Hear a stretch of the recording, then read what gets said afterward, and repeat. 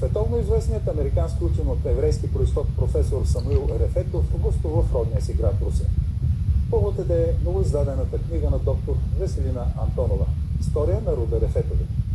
Номинираният за Нобелова награда учен се интересува от образователните процеси в България и коментира съдбата на младите хора, тръгнали по пътя на науката. През 1949 г. семейство Ерефетови е принудено да емигрира от България в Израел.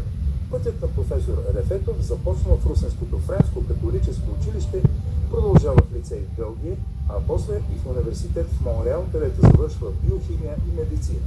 От края на 60-те години се установява в Съединените щати. Първо в Лос-Анджелис, после в болницата на Харвардския университет в Бостон и накрая в Чикаго, където е и до днес със семейството си. Работи в сферата на ендокринологията. След дългогодишни проучвания открива заболяване на щитовидната жлеза, кръстено на неговото име – синдром на Ерефетов, за което е предложен за Нобелова награда. Оказва влияние за развитието на генетиката в световен мащаб. Има десетки престижни награди, автори на стотици трудове. Освен родния си български, владее английски, испански, френски и италиански език. Специално за нас професор Ерефетов сподели мнение за академичната ни система и младите български учени. Това е малко комплицирано, защото възможностите в България не са също както в други страни. Има много причини за това. За жалост, една от причините не е само материалните възможности, но също системата. Системата трябва да се смени.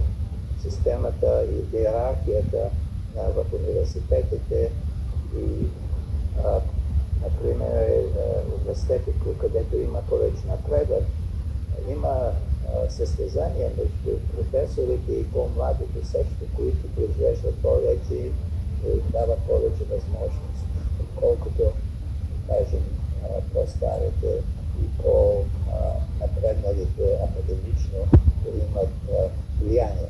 Това ще вземе едно-две поколения да се смени. Това става много мъчно.